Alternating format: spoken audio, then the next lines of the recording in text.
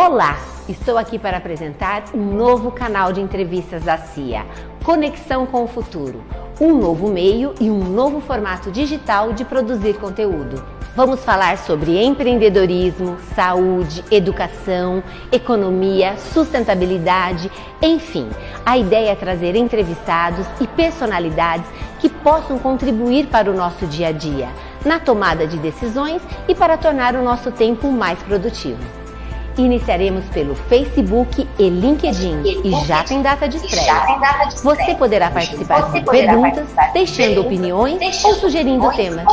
Conexão com o Futuro será um espaço para trocar ideias, compartilhar informações, gerar resultados e conectar pessoas e suas histórias.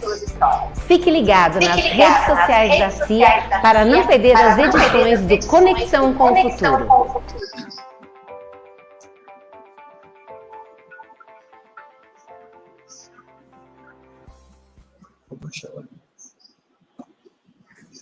Boa noite, sejam bem-vindos.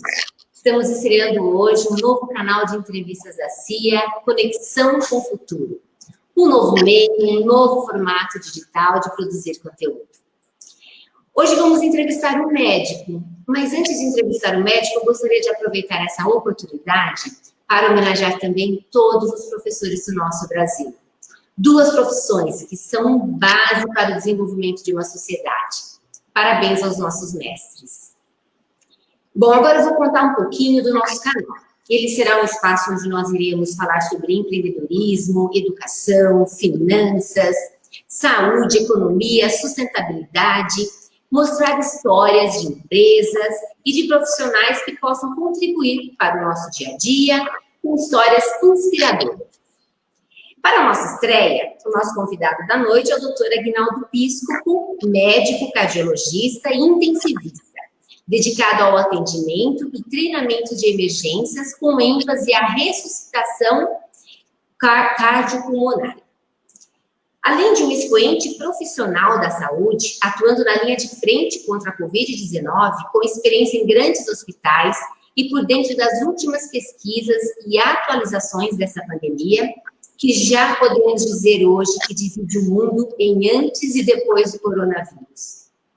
A ideia é que o nosso bate-papo seja interativo, vocês podem participar, fazendo perguntas, deixando seus comentários. Nós estamos ao vivo na página do Facebook da CIA Araras e temos grandes parceiros nessa empreitada junto com a gente. O Beto Ribeiro, repórter, e o Notícias de Araras também transmite essa live ao vivo. Boa noite, doutor Aguinaldo, com muita satisfação que estamos estreando esse canal com a tua presença, é uma honra para a CIA, agradecemos esse tempo que o senhor vai dedicar aí para o nosso público e para compartilhar um pouco desse conhecimento. Por favor, se apresente, doutor Aguinaldo, você ainda precisa se apresentar, né? Oi, Patrícia, boa noite a todos, né, que estão nos acompanhando, obrigado à CIA pelo convite, é uma honra poder estrear esse canal tão importante, né, esse jeito novo da gente se comunicar, né? A pandemia trouxe, né, as lives, as aulas online, que nós estamos praticamente todos os dias falando pela internet. Para você ter uma ideia, essa semana eu já dei aula no Rio Grande do Sul, já dei aula em Santa Catarina, ou seja, estamos aí todos os dias compartilhando conhecimento e também recebendo conhecimento, né? A nossa vida como médico, sempre uma troca de experiências. E a pandemia trouxe, né, uma mudança de comportamento que, infelizmente, né, foi desencadeado aí por um vírus, né, um vírus que inicialmente parecia ser um vírus tão pequeno, né, com pouca letalidade, mas que ele encontrou um caminho, né, e principalmente porque ele é novo, né, então nós somos totalmente virgens de imunidade, e aí ele fez essa verdadeira devastação, né? Ou seja, proliferação mundial. Ninguém imaginava, né? Lá no ano 2019, por isso que o nome Covid-19 começou na China, né? Cidade de Wuhan, e lá começou os primeiros casos, e de lá ele se alastrou rapidamente. É interessante que, para a gente, não é muita novidade esse tipo de comportamento de pandemia em relação à teoria. eu tive a oportunidade, eu participo de um board de vacinas para a gripe, de uma empresa, e nós vinhamos treinando para uma vacina que ainda vai ser lançada para influenza, e dentro dessas aulas nós tínhamos o comportamento do vírus da gripe. E o vírus da gripe, ele se comporta, ele começa normalmente lá na China mesmo. Uma curiosidade, né? O primeiro a ficar gripado, né, na China são os patos selvagens, né? Os patos selvagens migram, né, para as áreas urbanas, contaminam as galinhas, as aves domésticas, que passam para a população, né, chinesa, humanos, né, que é o H1N1. E aí depois, no Ano Novo Chinês, normalmente quando eles viajam, milhões, né, de chineses acabam viajando, e aí Europa, Estados Unidos, principalmente, e aí começa lá do norte, do hemisfério norte, até chegar aqui na nossa sazonalidade que acaba tendo. E o coronavírus ganhou a cena. Na verdade, nós estávamos esperando uma pandemia de H1N1, e aí o que aconteceu? O coronavírus, que é um vírus que tem ali a coisa do morcego, as pessoas entenderem, realmente veio do morcego, não é vírus de laboratório, não é geneticamente alterado, e só que ele precisa de um hospedeiro intermediário. E esse hospedeiro intermediário, ou é a civeta, que é uma raposinha, ou o pangolim, que é um tatuzinho, e os chineses acabam se alimentando desses animais lá. E aí, nesse local onde existe o comércio desses animais, houve essa contaminação. O vírus, ele tem tropismo respiratório, né? E aí a gente começou a conhecer algumas coisas. Ele faz uma síndrome respiratória aguda grave, que é o SARS-CoV, né? E aí, o que aconteceu? Parece que nos estudos perceberam que isso começou num restaurante, através do aerosol, e aí, como todo mundo é virgem de imunidade, esse vírus começou a se alastrar de uma forma muito rápida. Os chineses, por terem eles têm uma grande vivência de doenças virais lá na China. Por isso que eles se organizaram rápido, fecharam, e por ser um país comunista, não tem muito eu tenho direito de nada. Eles fecharam tudo. Pra você ter ideia, os médicos não foram para casa durante toda a pandemia, as enfermeiras. Ficaram em hotel. Foi tudo fechado, as pessoas recebiam comida em casa, ninguém trabalhou, e aquele local foi isolado literalmente. Só que, nesse período, o que aconteceu? Alguns chineses já tinham viajado. E aí, você pode perceber, né, que foi Milão que começou, né, os primeiros casos, né? E aí nós tivemos o caso de uma pessoa, né, que era um alemão que estava lá em Milão, e ele visitou 5 pronto-socorros. E cada sala de espera, se tivesse lá 5 pessoas, o R0 desse vírus, ou seja, a taxa de transmissibilidade é muito alta. Uma pessoa transmite para 3 a 6 pessoas no começo da pandemia. E aí você vai fazendo a conta. E aí você viu que ele chegou lá nos Estados Unidos, Nova York, que tem um grande fluxo, né, da Ásia também, aí não colocando culpa e sim explicando o que aconteceu. E aí nós tivemos o problema, né, começando em Nova York, depois indo para as outras cidades, Inglaterra, né, o Reino Unido, Itália, né, Milão, naquela região bem próximo aos aeroportos, sempre começou perto dos aeroportos, você pode perceber isso. E aí São Paulo, capital, né, em fevereiro, e aí começa depois migrar para o país todo e não tem como conter. Então, não tem nada de exagero, é um vírus realmente perigoso. Para quem? Principalmente para quem tem fatores de risco, quem é idoso, quem tem hipertensão, quem é diabético, quem está tratando de doença grave, quem tem asma brônquica, doença do pulmão crônica, DPOC, e não é menos grave em pessoas que não têm doença, mas por exemplo, nós temos pacientes que não tinham nenhum desse tipo de doença, mas apresentaram uma resposta imunológica, principalmente se nós podemos considerar que obesidade não é doença, mas obesidade é um fator de risco muito importante, e as pessoas acabaram tendo evoluções muito ruins. Então, nós tivemos o pico aqui no Brasil no mês de maio, né? E aqui em Arara nós também tivemos acompanhando. Depois a doença interiorizou, né? Foi muito interessante. Ela pegou a Anhanguera, pegou a Bandeirantes, pegou Washington Luiz, né? E a Baixada Santista, e a gente teve todo esse comportamento da doença. E para ter números atuais, né? Só para eu levantei agora, nós temos aí um número de... Temos em Araras confirmados 4.462 casos, tá? 23.006 notificações, com 18.526 casos descartados. Eu fiz uma conta aqui, basicamente, a gente tem uma média dos que foram confirmados e que estão sendo testados por volta de 12% a 15%.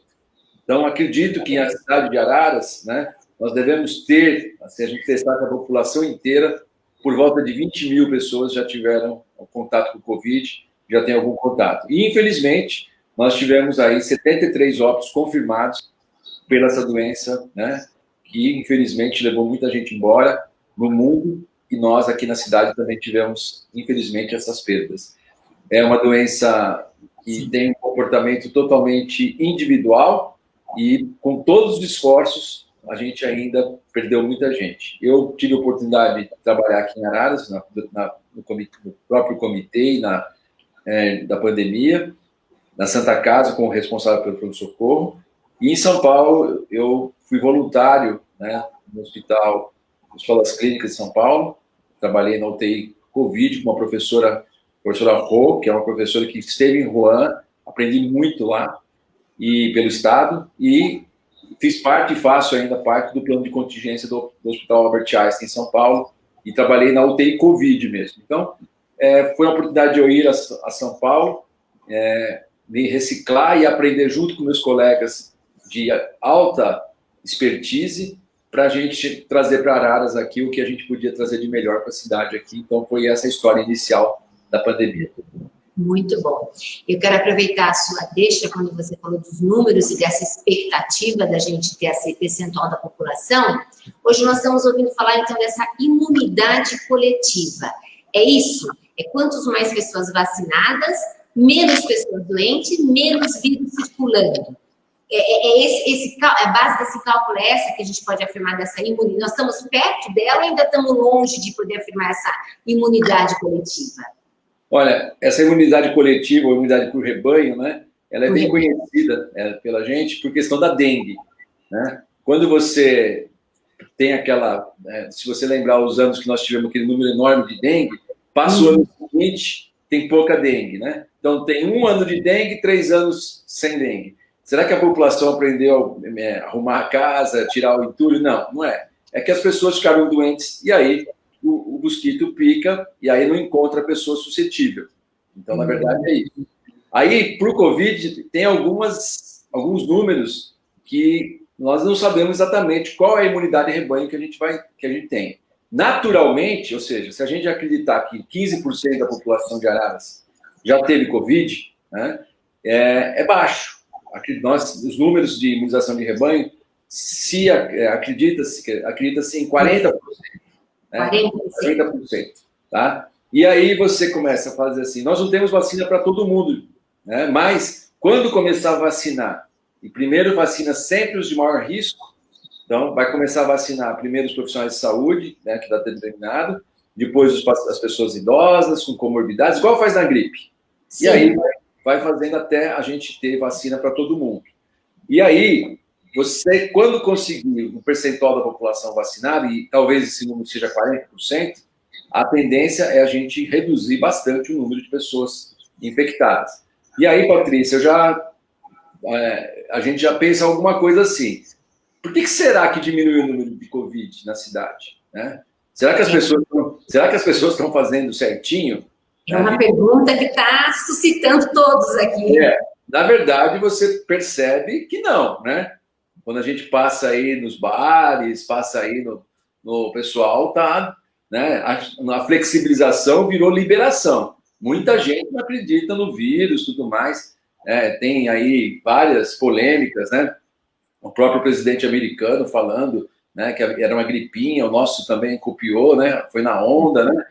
Mas, e aí o pessoal fica assim. Só que quem está na linha de frente, quem está trabalhando, quem vê a pessoa, né, chegar lá com falta de ar, piorar na nossa cara, e a gente fazendo tudo que está escrito, né? Sem fazer loucura, sem fazer medidas de desespero, e você perde um paciente, às vezes jovem, você vê que não é uma gripinha, é uma doença que pode agravar mesmo. Então, eu tenho 30 anos de formato, eu me formei no Hospital das Clínicas, eu me formei na Universidade Sul-Fluminense, no Rio de Janeiro. Eu fiz residência de clínica médica no Hospital das Clínicas de São Paulo, no HC. Eu fiz cardiologia no Dante Pazanese, né? Eu estou acabando agora, né? Estou na reta final do meu doutorado. E eu sempre fui um médico de linha de frente. Eu sempre trabalhei em pronto-socorro, em UTI, em resgate, trabalhei no Águia em São Paulo, saí agora, tem um mês que eu deixei minha função lá em São Paulo. E eu nunca vi nada igual.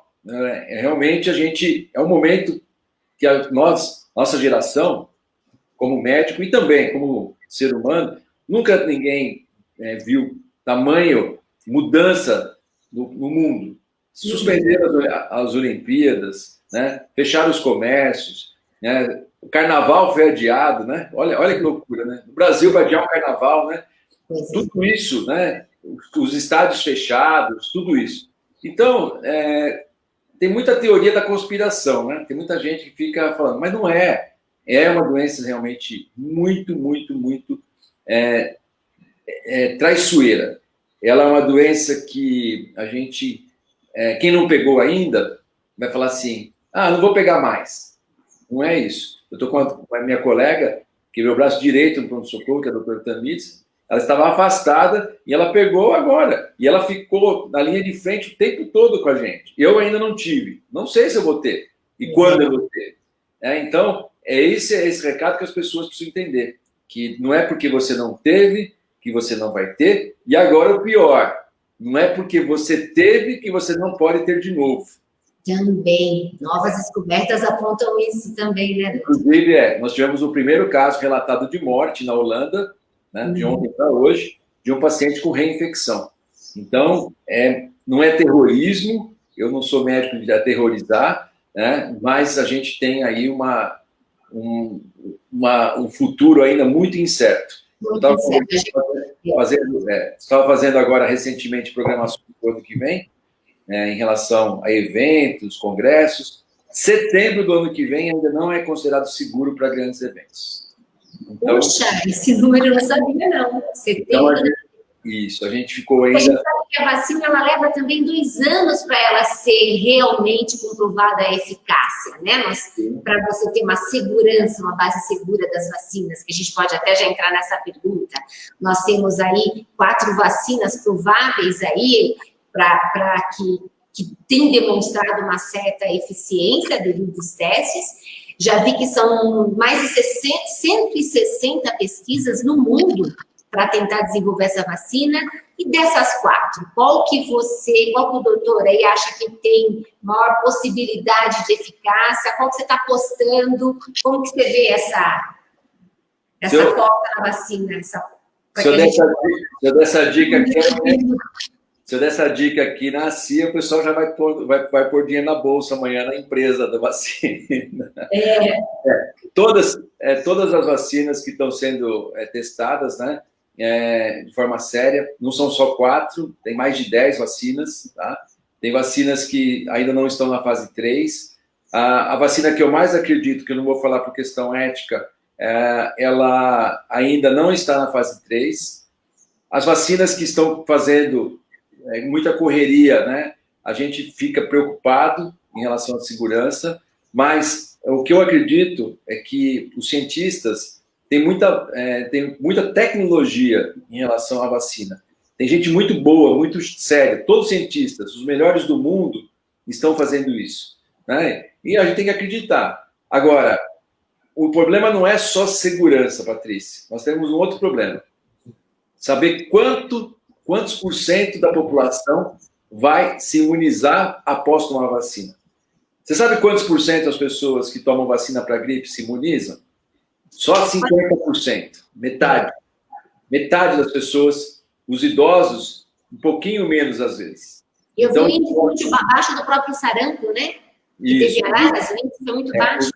Os idosos que vacinam, eles imunizam de 45% a 65%. Não é 100%. Aí vem tal da imunidade por rebanho. Aí é importante. Nós, depois que ficamos um pouquinho mais velhos, a gente fica incompetente do ponto de vista imunológico. O nome é grande, chama imunossenescência. É um nome meio complicado para falar. Mas, assim, é uma incompetência imunológica. O que quer dizer? Eu te vacino, mas o seu anticorpo não é criado, porque o antígeno que você foi apresentado, o seu organismo não entendeu que aquilo é um corpo e você não vira vacina. Por isso que tem muito idoso que fala assim, eu tomei vacina da gripe, peguei gripe. Não, o vírus é morto, né, da gripe. Mas a pessoa pode. Agora, existe complicação da vacina da gripe? Existe. Tem gente que tem alterações neurológicas, tem gente que tem alterações que acabam, uma doença chamada Guillain-Barré, que pode acontecer, mas é raro, porque você imuniza muita gente. Então, agora, recentemente, a Janssen foi suspenso os testes porque teve um problema com o paciente. E aí, como está muito na mídia, as pessoas... mas todo medicamento, quando a gente está pesquisando, é assim. Então, aí eu acredito que vai ser retomado. Se tiver algum problema grave, vai ser suspenso. Essa é a pesquisa séria.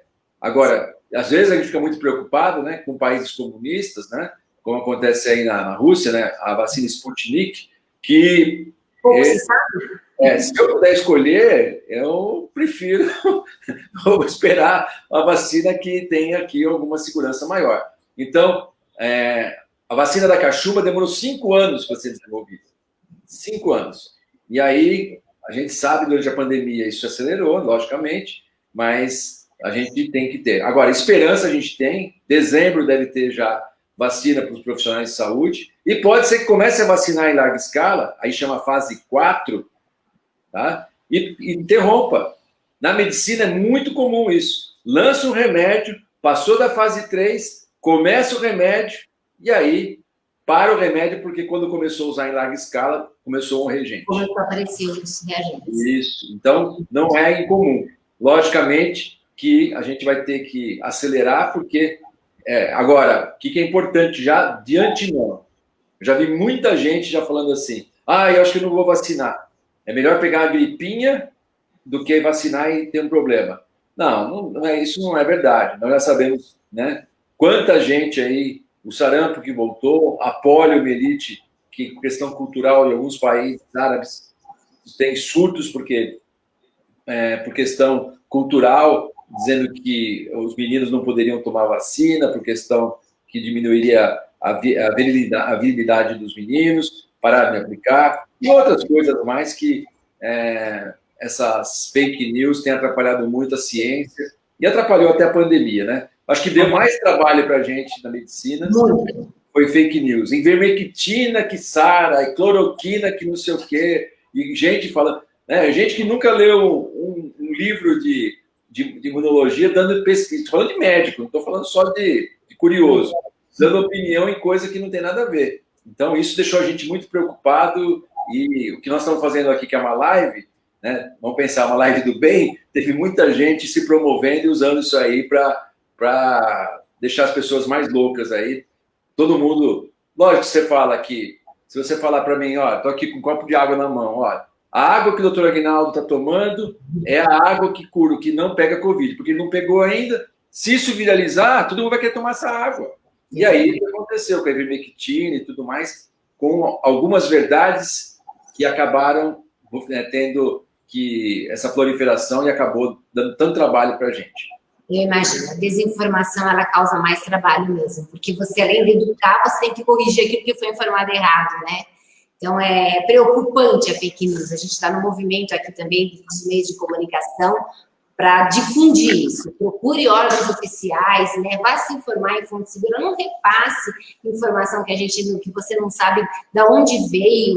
E é uma prática que devia ser bem já aceita pela população, né, doutor? Porque a gente vê o estrago que ela tem feito.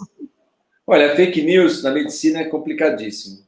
Toda hora tem gente inventando alguma coisa e aí sem fundamento e começa a inventar cada coisa que a gente que já tem um tempo de formado fica vendo que não tem como, né?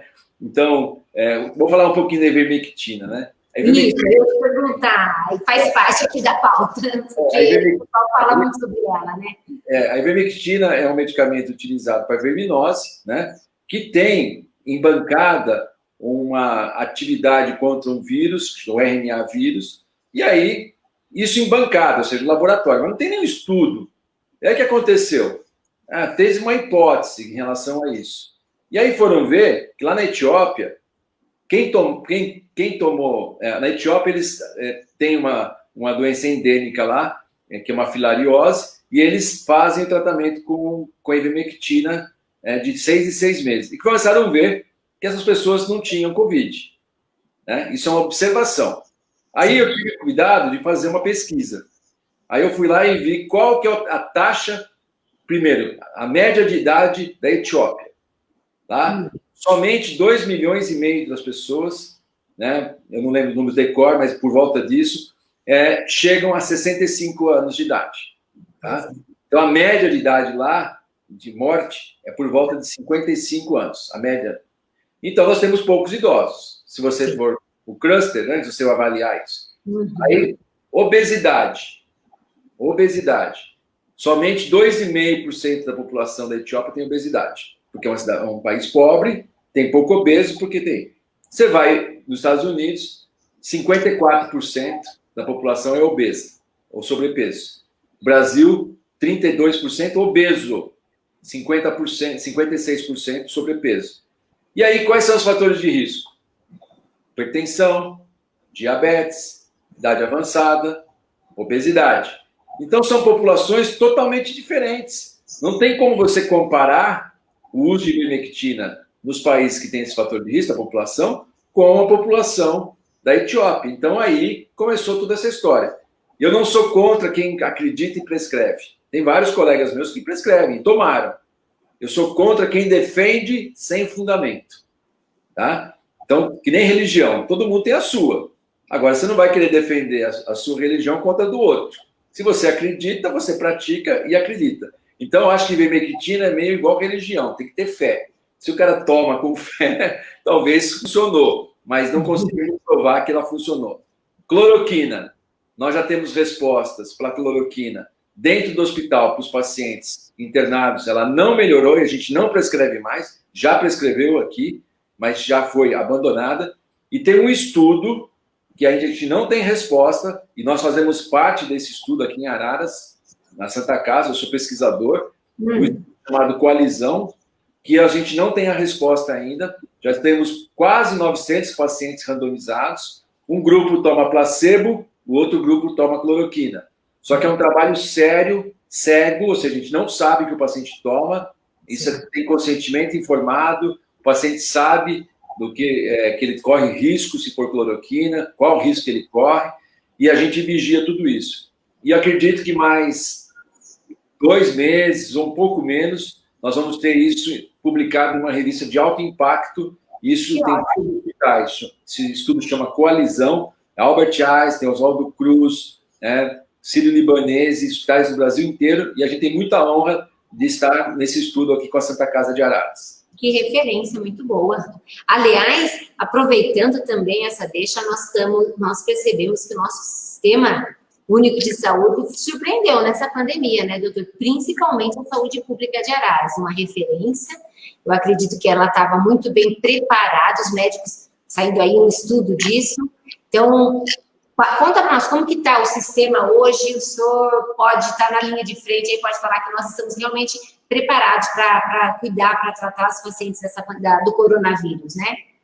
Então, foi muito interessante como começou, né? Quando a gente começou a ouvir as notícias que estavam ocorrendo na China, coincidiu, e aí eu já venho agradecer em nome do Lubiage, né? Que a gente já estava fazendo uma campanha, inclusive com palestra e tudo mais, para arrecadar fundos, para ajudar o pronto-socorro da Santa Casa. E a gente teve muito sucesso em relação a isso. Isso antes da pandemia.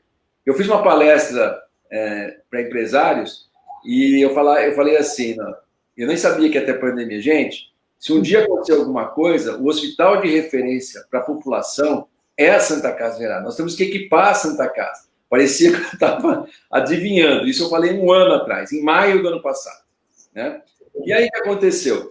Nós conseguimos arrecadar fundos e, quando houve a pandemia, isso sensibilizou mais e nós conseguimos, e aí eu falo a palavra no plural, conseguimos, tá? Porque todo mundo ajudou, a comunidade, empresários, o pessoal nos ajudou, inclusive nós tivemos doação do Tribunal de Justiça do Trabalho, tá? Também um valor significativo, com verbas específicas para comprar equipamentos e não pagar pessoas. Essa que eu estou falando. E nós arrecadamos quase, ou por volta de 3 milhões de reais. Com isso, nós tivemos respiradores, equipamentos como gasometria, que é uma coisa tecnicamente que poucos hospitais têm, laringoscópios especiais para entubar o paciente com menor risco. As alas da Santa Casa foram adaptadas. Não faltou EPI para nenhum profissional de saúde, equipamento de proteção, tanto que nós não tivemos, na nossa linha de frente, especificamente, na Santa Casa de Araras, no qual eu coordeno, nós não tivemos nenhum profissional de saúde do nosso time, né, internado em terapia intensiva ou entubado, tá? Nós tivemos nenhuma morte do nosso time. Isso orgulha muito, porque quando começou tudo isso, nós começamos, além de comprar os equipamentos, aí o Dr. Helder Camargo Preto, que é o diretor técnico, todo o time que está lá, infectologista, não vou enumerar aqui. Eu participei junto e fui um dos coordenadores. Mas todo mundo trabalhou no sentido de treinar.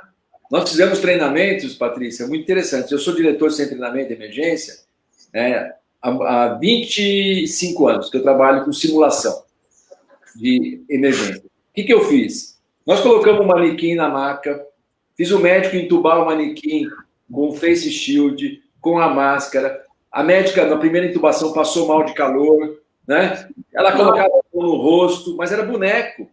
Aí nós entramos com o boneco no elevador, junto com o respirador. Não fechava a porta, então não podia ser aquela maca. E aí a gente levou para terapia intensiva, e aí foi comunicação com rádio, tudo mais. Aí vimos que não ia dar certo no primeiro lugar, passamos para o segundo, mas tudo com manequim.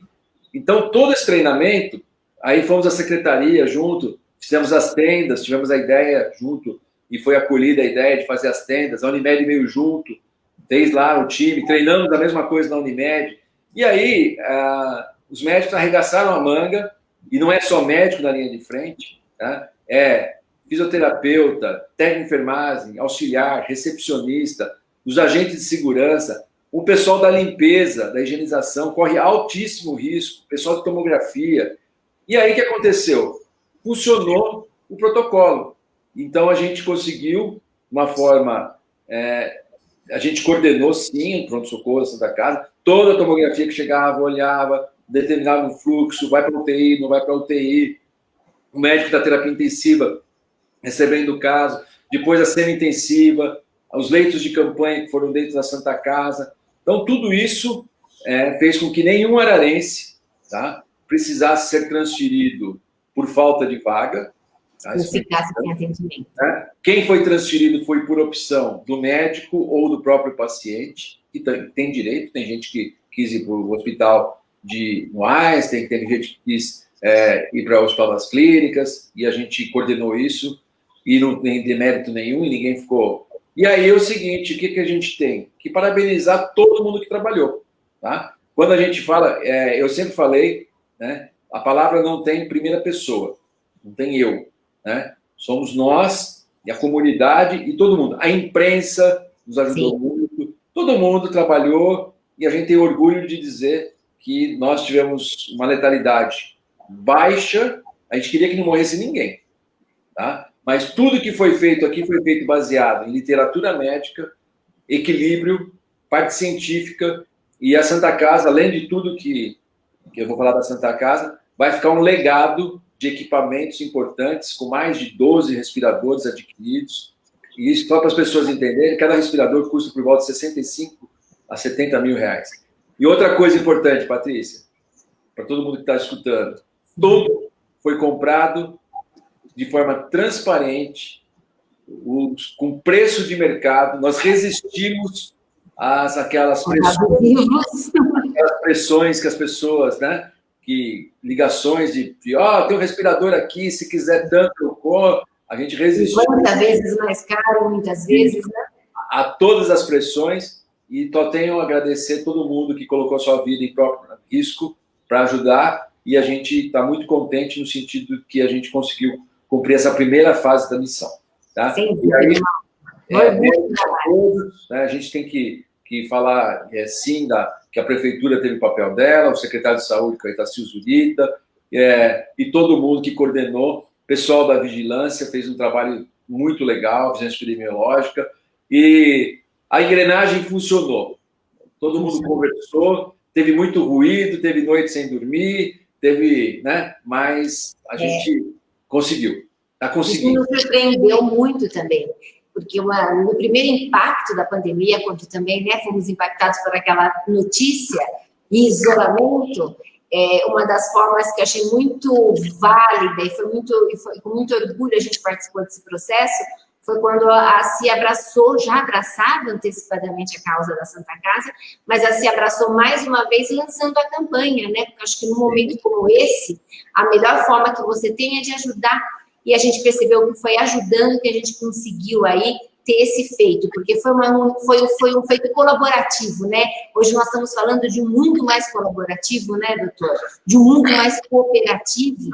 E isso também vai fazer pauta, é um tema da nossa pauta aí, que seria até mais para o final, mas já aproveitando também, a gente sabe que essas ações vieram para transformar, muitas vezes, um próprio percurso de uma pandemia para um novo rumo, né? Tanto na saúde como na educação. Então, nós estamos falando de um novo normal que ele pode aí mostrar como que a força de uma sociedade é capaz de transformar isso, né? Com certeza. Eu tive a oportunidade de fazer um curso em Israel, tá? Alguns anos atrás, que chamava Gerenciamento de Catástrofe. Tá? Então, eu fui a Israel, fui com um grupo de médicos e bombeiros em Tel Aviv, e eu fiz esse curso, e lá, o que chamava a atenção, de imediato, o povo israelense, ele tem um senso de comunidade muito diferente do Brasil. O problema do seu irmão da pessoa, do seu vizinho, é seu problema também. Então, vou dar um exemplo. Lá, as pessoas servem ao exército com 16 anos. E uma menina de 16 anos, e mulher serve ao exército também, ela anda com fuzil. Com fuzil, com uma arma letal. E depois que ela serve, ela continua andando armada. Né? E aí eu perguntei para o meu motorista, que estava armado, inclusive. Eu falei, e as pessoas não se matam no trânsito? Ele falou assim, se eu estiver armado, né, e o seu irmão brigar com o senhor, o que o senhor vai fazer? O senhor vai matar ele? Não, o senhor põe a arma e se sair, né, na via de fato, dá uns tapas na orelha do irmão, puxa o cabelo, como quase todo mundo tem irmão, já fez, mas ninguém mata o seu irmão. Então, nós somos irmãos, ninguém mata. Isso aqui é para a gente se proteger a população. E esse sentimento é o que a gente quer resgatar. As pessoas têm que entender, e eu tenho falado muito isso, da empatia. Ou seja, como que você gostaria de ser atendido? E para isso você precisa ter condições. Se alguém sofreu um acidente, vamos pensar um choque elétrico aí na sua casa, escorregar da escada, se você tiver um infarto, se a pessoa tiver Covid e for socorrida em Araras, vai ser socorrida por um resgate competente.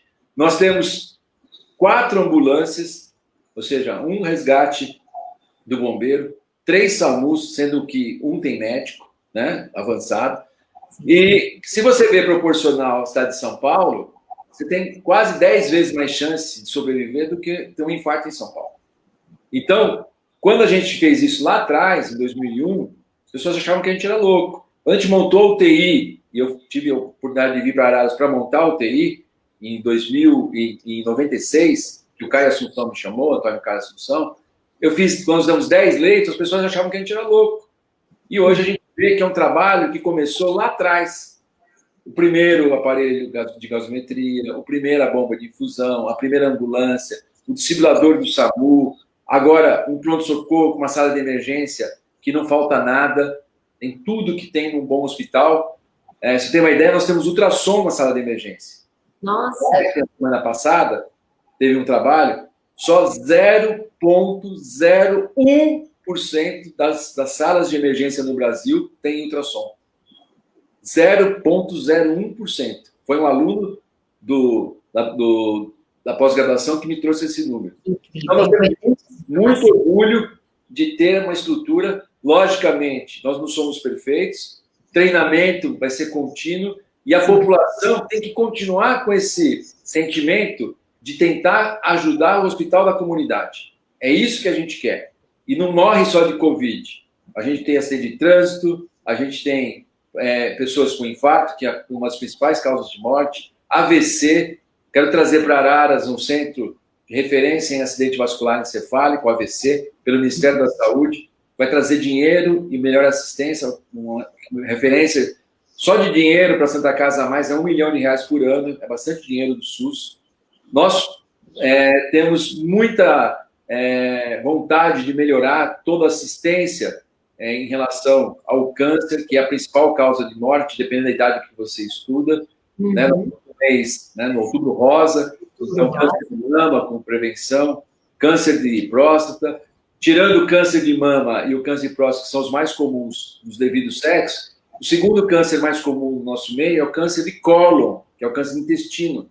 Então tem que fazer colonoscopia na população, tem que fazer prevenção. Aí não adianta nada só fazer isso, tratar o câncer, tem que prevenir, combater a obesidade, combater a hipertensão, o tabaco, o excesso do álcool. E aí, a parceria com a CIA, a parceria com os clubes de serviço, porque esse problema não é do médico, esse é o problema da comunidade. Então, quando você... Eu lembro que quando eu fiz uma palestra para empresários, eu falei assim, como que vai a sua planilha? Né? Ah, tá ótimo, doutor. Que entra, que sai, o lucro. E a planilha da sua saúde? O que você está economizando? Qual que é a sua margem de segurança? Quanto que você está investindo? E muita gente ficou com cara, né, de assustado. E aí eu pergunto aí, quem tem mais de 50 anos, você já fez colonoscopia? Quem tem mais, sabe a sua glicemia? Você que é mulher, como que está a sua mamografia? Como é que está os seus exames de próstata? A gente atende paciente com 65 anos que nunca fez exame de próstata. Então, é cultural e a gente precisa resgatar isso. Eu vi, inclusive, ontem eu vi uma reportagem que o país que investe, né, que são poucos hoje, em prevenção, é 50 vezes mais barato do que o custo do tratamento da doença. Olha o dado, olha o número, é isso mesmo? Para ter uma ideia, vamos pensar o seguinte, os Estados Unidos tem alguns números muito interessantes. Por exemplo, algumas cidades, né, culturalmente, comiam lá frango frito, olha a coisa assim. Então, eles iam à igreja e comiam frango frito nas cidades aí. Aí, trocaram esse frango frito para o assado e fizeram uma carne magra. E aí, o que aconteceu? Teve uma redução de peso de quase 15% dessa população que eles estudaram. Vou dar um exemplo. Reduziu AVC, reduziu infarto. Vou dar um outro exemplo. Nossos irmãos portugueses. Né? Português gosta de comer o quê? Não é bacalhau. Português gosta de comer pão. Eu ia falar pastel. E o pão lá em Portugal, chama cacetinho. Pãozinho. E esse pãozinho, eles reduziram o sal do pão para menos da metade. Sabe o que aconteceu? Reduziu 15% de AVC. Incrível, né? Olha, se a você, alimentação aí. se você fizer uma campanha aqui, vamos pensar na cidade de Araras. Nós estamos falando, talvez tem gente aí. Mas vamos às periferias da cidade. Tá? Tem estudo, e a gente pode provar isso através de métrica, que nós temos uma população mais obesa na periferia. E isso está relacionado à oferta de alimento, que às vezes as pessoas não têm noção. Então, carne mais gorda, excesso de sal, né, bebida alcoólica. Quando tem um pouco mais de poder aquisitivo, as pessoas, quando passam de um problema, né, às vezes muita gente com fome e tal, passa a ter poder aquisitivo, não tem a oportunidade de escolher. Vou dar um exemplo de uma palestra que eu assisti em Dubai, sobre segurança alimentar. A comida ruim, fast food, ela vicia igual o cigarro e o álcool. Quem come gordura, quem vai ao restaurante da promoção do meio da semana, que é come tantos lanches por tantos reais, vai voltar no fim de semana e vai pagar o dobro. Porque a gordura... E se você ensina seu filho que vai na lanchonete e ganha brinquedinho, e o seu filho te puxa para levar, seu filho vai acostumar a comer gordura. E aí eu dou um exemplo. Por que o japonesinho pequenininho gosta de sashimi e come peixe cru, e depois paga não sei quantos dólares, né? E a gente... Porque a nossa gustação tem chama memória afetiva, gustação afetiva. Né? Se eu perguntar a você, Patrícia, qual é o prato que te lembra, que te remete à sua mãe, à sua avó, você vai falar algum, né? Então tem o pessoal que fala, a pizza do Barsônia, o pastel lá do Saito. Não é o pastel do Saito, não é aquele momento. E aí aquela criança que atribui aquele momento do lanche da tarde, do jantar com a mãe, com o pai, a comida ruim. E as grandes indústrias aprenderam isso. E a gente tem hoje uma pandemia de obesidade, de hipertensão, de diabetes, e aí isso aí vai... Então, uma das coisas para se atacar, com certeza, é prevenção, e saúde começa no prato que a gente come. É verdade. Doutor, tá chegando bastante pergunta aqui. Nossa, e nosso tempo também já está quase estourando. Mas vamos lá, Maria Romeu, ela perguntou aqui, quanto tempo de incubação é do coronavírus? Em média, 3 a 5 dias. 3 a 5 dias. 3 a 5 dias. Temos também quanto tempo da Grace, quanto tempo uma pessoa infectada de forma leve será curada da doença? Em média, hoje nós estamos seguindo, se a pessoa não tiver sintoma, por 72 horas, em 10 dias, ela provavelmente já está liberada para voltar à sua atividade. Tá? Isso é uma mudança atual aqui agora de conceito de liberação. Então, 72 horas sem sintomas, né? E aí, no 10º dia, do 8º ao 10º dia, essas pessoas já podem ser liberadas. Mas, do ponto de vista de vigilância, nós estamos mantendo 14 dias. 14 dias. Tem o Márcio Bressani também perguntou por que, o senhor até falou isso no começo, por que a doença causada pelo novo vírus recebeu o nome de Covid-19? 19 por conta do ano? 19 por conta do ano. Se tiver o próximo vírus, vai ser Covid. Então, eu vi uma pessoa falando que a pessoa teve o Covid-20 e do lado tinha o Covid-21. Isso não é verdade. Covid-19 é porque é no ano 19. É por isso. Tem a Lígia, também ela está perguntando aqui, ó, segundo alguns especialistas, já afirmam que está havendo uma segunda onda no hemisfério norte. A que se deve? E o Brasil corre esse risco, doutor? Corre esse risco, sim, e principalmente o que está ocorrendo nesses locais é que estão no outono, existe mais confinamento e as pessoas começam a ficar mais aglomeradas. Aqui no Brasil, as nossas aglomerações são praticamente aí praia, balada, tudo mais. Isso é ruim também, mas é menos pior do que no clima frio, em ambientes fechados, com aquecimento e tudo mais. Isso uma coisa que tem deixado a gente muito preocupado. A segunda onda da gripe espanhola, lá em 1917, matou mais do que a primeira onda. Então, nós temos que ficar muito atentos a isso. Temos aqui, doutor, olha, já vou aproveitar a pergunta também da Nalva. Doutor Aguinaldo, todos boa noite. Meu esposo teve Covid há 15 dias e ainda está se recuperando, pois sente fraqueza nas pernas. E o sintoma demora para passar? Aproveitando a pergunta dela, do marido dela, além desses sintomas, já estão sendo descobertos novos sintomas, novas sequelas, inclusive de coágulos e tudo mais, né, doutor? O que você tem para passar para a Nalva a respeito dessas sequelas da Covid? Em média, os pacientes podem ter sintomas até 3 meses. Tá? 3 meses ainda os pacientes que podem ter sintomas como cansaço, diminuição da sensibilidade dos dedos, diminuição ou ausência, né, do olfato e da gustação. Tem pessoas que têm uma sequela de não sentir mais gosto e não sentir mais cheiro. Tá? Sintomas neurológicos, sintomas neurológicos, surdez, alteração da visão, distúrbios de coagulação, aumento do hematócrito, a pessoa fica com o sangue, entre aspas, mais grosso. Tudo isso são sinais, são pós-Covid. E o principal está relacionado aí ao problema pulmonar, com diminuição da capacidade pulmonar, e um trabalho que foi feito na China, de 100 pacientes que tiveram Covid, 81% tiveram alguma alteração no coração, chamada miocardite. Então, é também muito frequente. Isso é preocupante.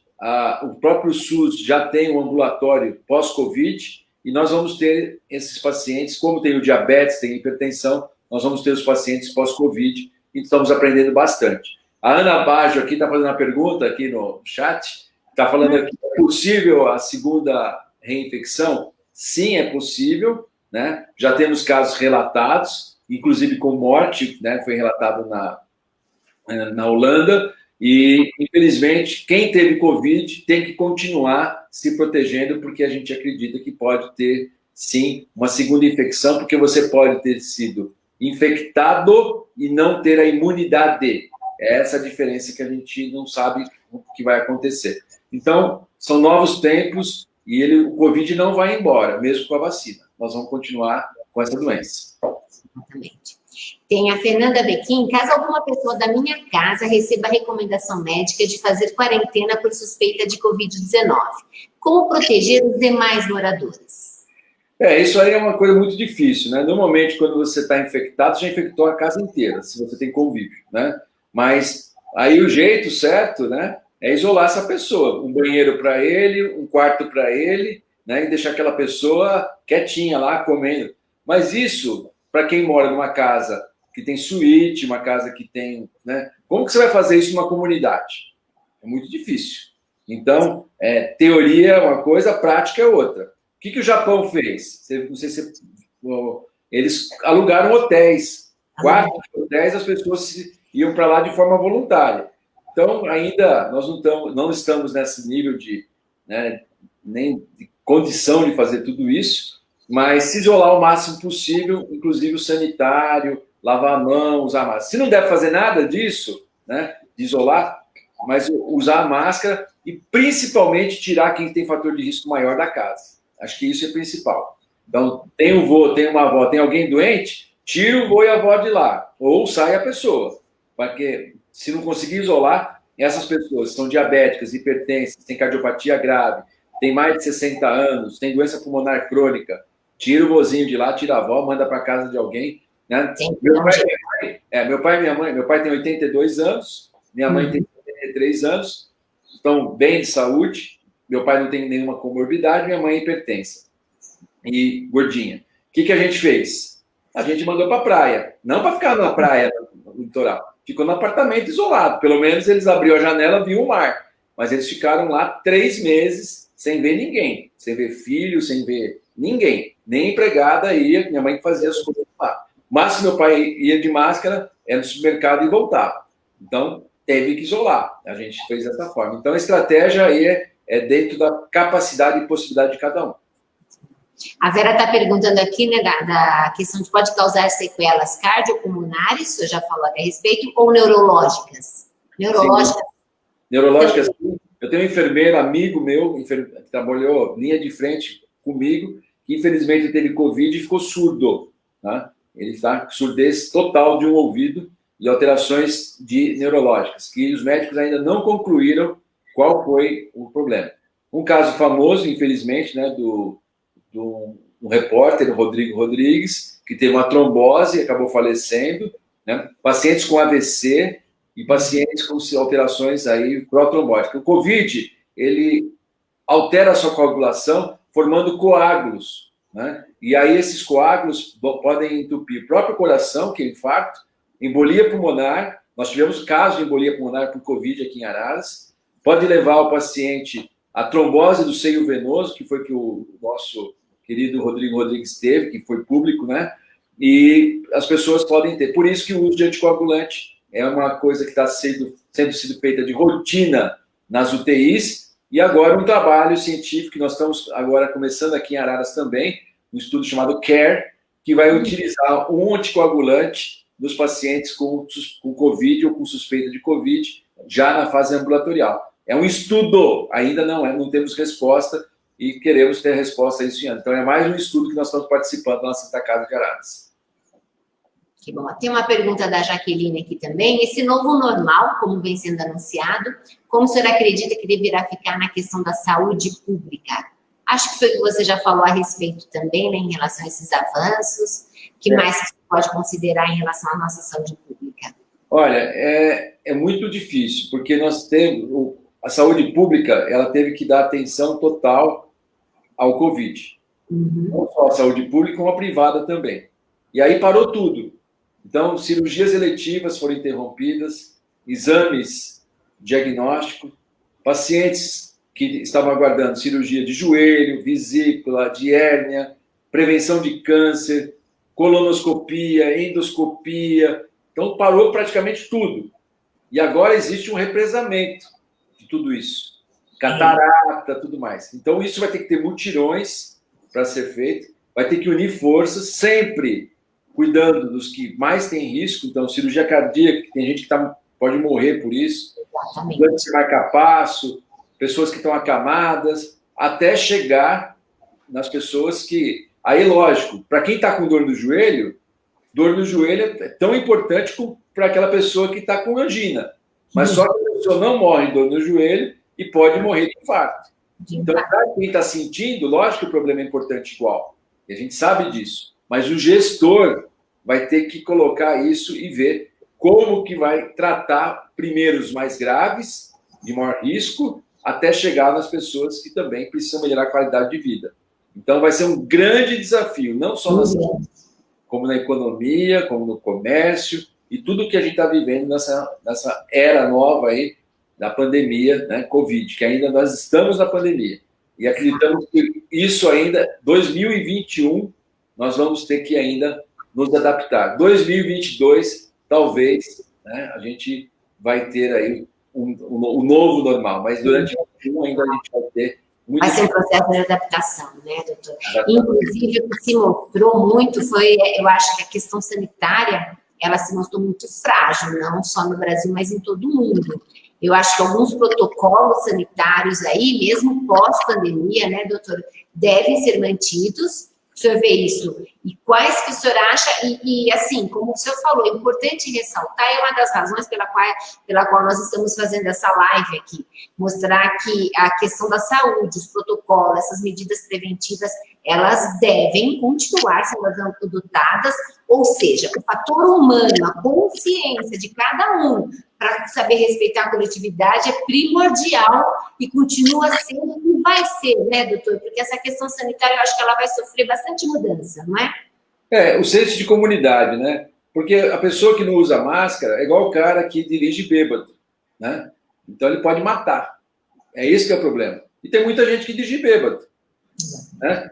E aí, o cara que anda no carro sem cinto de segurança, ele também acha que não é o problema dele. Não é o problema dele. Se ele sofrer um acidente, ele vai gastar, vai colocar a família em sofrimento e tudo mais.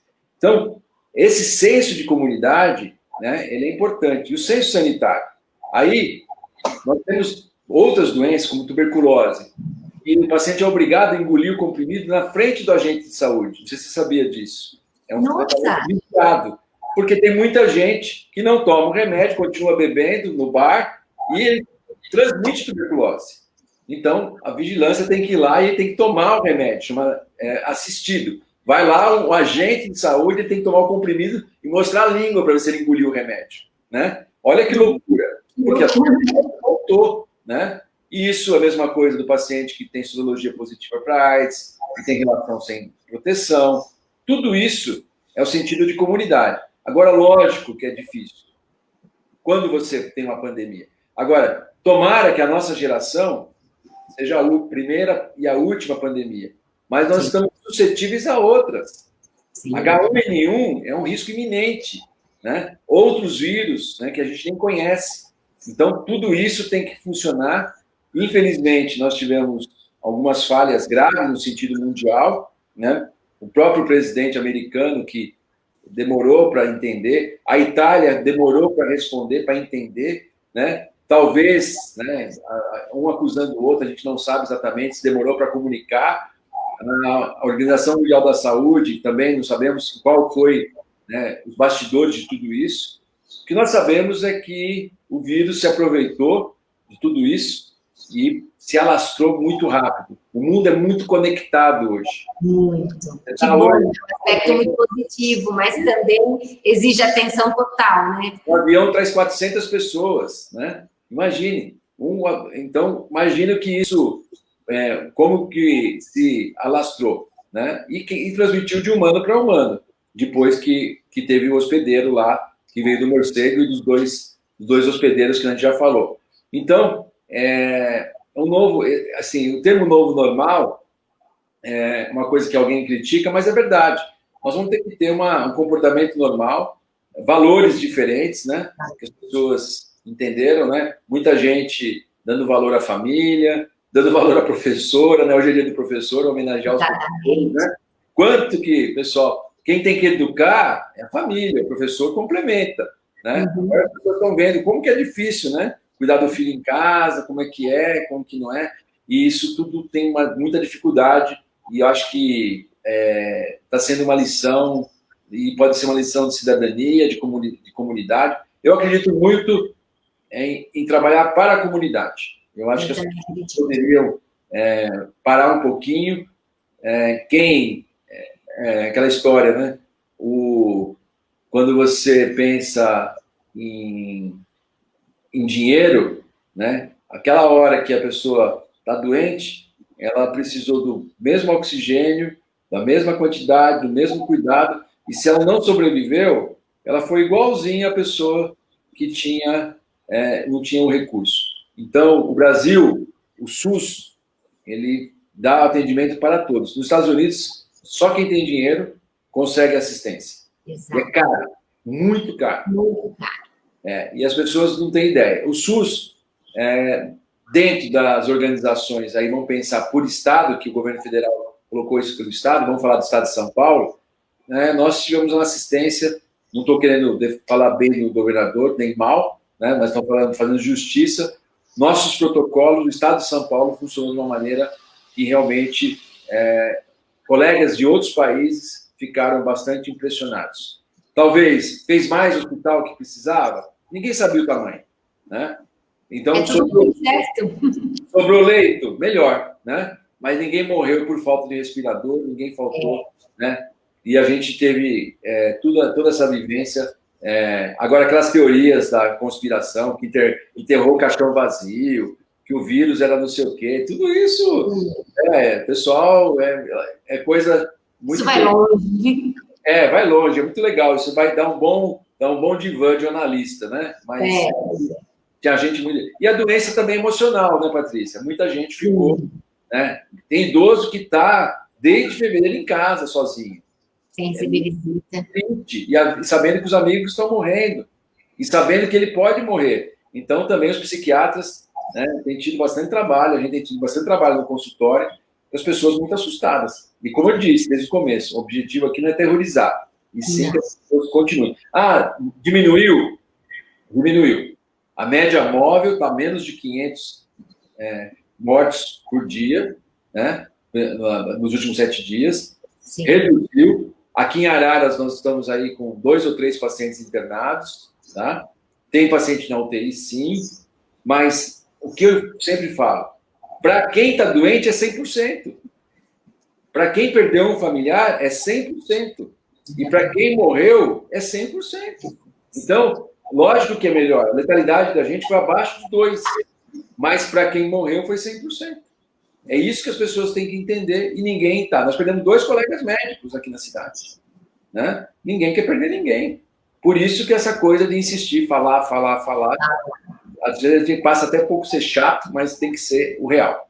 Não, é isso mesmo. Eu acho que o olhar para o lado chega de olhar para o umbigo, né? Agora é a hora de olhar para o lado, é estender a mão e trabalhar pela coletividade, porque nós estamos num processo de retomada da economia e estamos aí já praticamente 2 meses, com o comércio voltando a abrir, a economia tem essa tentativa de aquecer, estamos caminhando para um fim do ano, onde todo mundo espera ter um Natal aí um pouco mais...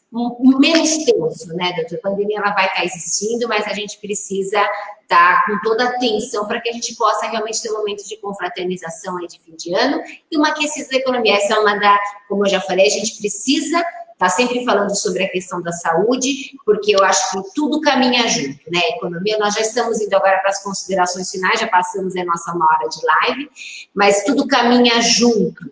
Uma economia, ela precisa ser saudável, mas ela precisa também, nós precisamos ter vidas e ter pessoas saudáveis trabalhando e produzindo. Então, doutora, agora eu gostaria que o senhor fizesse aí um fechamento e deixando aí essa palavra, que eu acho que esperança nós temos, mas quais são as melhores práticas, o que a gente deve daqui para a gente prestar atenção, continuar fazendo, como que nós podemos aí retomar de uma forma saudável e mais segura? Olha, o importante é o seguinte, né? A gente está falando para a CIA, né? As pessoas muito falam, fecha o comércio, não fecha o comércio, tudo mais. Então, o que é importante? Ter responsabilidade, né? De utilizar os serviços, né? Então, a pessoa vai numa loja, vai fazer uma compra, seguir as regras sanitárias, não é abrir ou fechar agora nesse momento, mas está flexibilizado, não está liberado. Então, usa máscara, quem está atendendo, se puder usar um face shield, né? Que é aquela de deparo, limpa a mão, dinheiro, né? Transmite, o vírus está vivo lá durante 20 e poucos dias. 28 dias, né? A superfície metálica também. Então, tudo isso é com responsabilidade. Agora, o que a gente pede para as pessoas não fazerem? Aglomeração que não precisa, né? Vai tomar cerveja, vai tomar chopp, né? Se você está com um grupo de amigos, ninguém fica de máscara. E daqui a pouco está falando, tem som ambiente. O lugar que mais a gente viu as pessoas se contaminarem são essas reuniões. Porque, ó, usando um pouco de humor, você já viu alguém que bebe 2 chopps, né? Falar sem cuspir? Não tem jeito. Fala. E quer falar alto, quer falar perto, se tiver abraça, quer falar, é amigo, e o Corinthians, e o Palmeiras, e tudo mais. Vai trocar saliva.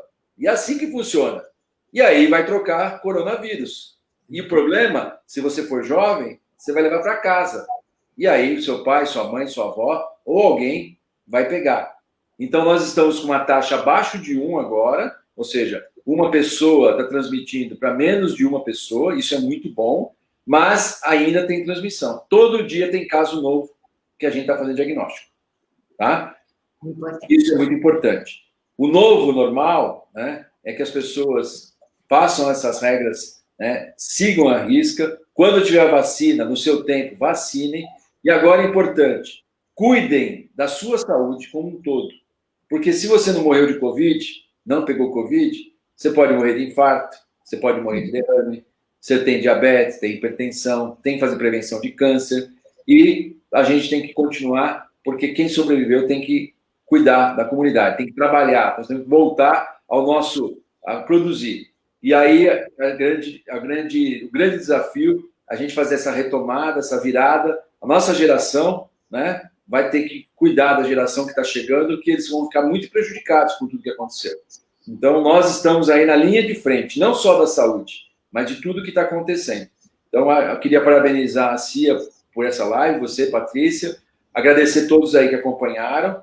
Eu já deixei bem claro aqui, tudo que foi feito no coletivo, nós fizemos. Eu jamais vou me promover pessoalmente do que eu fiz, tá? Durante a pandemia, que eu não fiz mais nada do que obrigação, do que eu me preparei durante esses 30 anos. Então, foi um jeito de eu conseguir devolver para a comunidade, para a cidade que eu escolhi para morar, o que eu aprendi, o que eu treinei, e não faria diferente, e não pensei 2 vezes em me colocar na linha de frente, né, mesmo pensando que eu poderia, né, ainda posso, né, ter minha vida aí acometida, mas acredito, com tanta gente rezando para a gente, orando aí, que a gente está protegido e vamos continuar em frente. Então, é esse recado que eu queria deixar, e que as pessoas, a palavra vai passar, está passando, e se cuidem. Essa é a palavra que eu queria encerrar. Que bom, muito obrigada, doutor. Depois você confere lá na nossa página, muitas mensagens de carinho aí para o senhor também. Eu falo que vai numa enciclopédia sobre Covid e vamos falar com a Aguinaldo, está tudo ali. Muito bom saber que a gente tem em Araras um profissional com esse know-how mesmo que você pode compartilhar, e a gente tem que se orgulhar. E por isso que está estreando nessa live com a gente, fico muito feliz da sua presença aqui. Agradecer novamente aos nossos parceiros, o Beto Ribeiro, Notícias de Araras, que também estão transmitindo, tivemos aí uns recordes, uns picos de audiência muito bom, muito feliz com esse resultado. Vou colocar aqui o WhatsApp da CIA, se vocês quiserem novos temas, deixar novas perguntas, a gente volta a conversar, doutor Aguinaldo aí vai conseguir novos horários na agenda para a gente. A ideia é a gente poder estar, porque sempre descobertas novas estão sendo anunciadas, né, doutor? E isso é importante que a população saiba de fonte segura. Então, nós temos o WhatsApp, para que vocês continuem mandando aí para a gente. Agora, a gente gostaria muito da participação de todos. Que assunto, quais os temas que vocês gostariam que a gente abordasse? Nós temos aí uma rede de associados muito colaborativa que pode estar contribuindo aqui no nosso canal também. Então, deixem as suas sugestões que a gente vai trabalhar para que isso aconteça também. Agradecer toda a equipe da CIA, todos os colaboradores aí que participaram também com a gente dessa live, ao presidente, ao Roberto José Bequim, que nos proporcionou toda essa oportunidade, está abrindo as portas para que a CIA fique cada vez mais conectada com o teu público, com o consumidor. E muito obrigada, doutor, pela tua participação. E fica o convite, sigam a CIA nas redes sociais, mandem suas sugestões, fiquem junto com a gente. Estamos aqui para trabalhar por vocês, para trabalhar por Araras. Vamos fazer aí essa retomada segura, tranquila, e de uma forma onde todos possam aí ser produtivos e comemorar resultados, fazer essa virada aí pós-pandemia de uma forma que a gente escreva uma nova história, né, doutor? Isso aí, Patrícia. Eu queria aproveitar, agradecer todos que colaboraram com a campanha da Santa Casa, tá? Isso é importante. E, através desse WhatsApp que está aí, quem quiser colaborar com a campanha não acabou, contribuam com o pronto-socorro da Santa Casa, com a Santa Casa de Araras, que é uma forma de você estar salvando vidas. Então, nós temos aí boletos que podem ser pagos, R$50 por mês, R$100 por mês, o dinheiro é de cada um tem a sua possibilidade, e a gente agradece muito quem já colaborou, e a gente pede essa força para continuar fazendo aquele pronto-socorro, aquele hospital, segurança de vida para todos os ararenses e das pessoas que ali precisam. Bem lembrado, doutor. Está lá no nosso site também a campanha, o número da conta, e ligando esse WhatsApp, a gente também entra em contato aí com as pessoas que desejam contribuir. Muito obrigada, é um prazer novamente, abraço aí para todo mundo, fiquem seguros, conte com a gente, e boa noite a todos, um excelente aí fim de semana que se aproxima. Boa noite, tchau. Obrigada, doutor.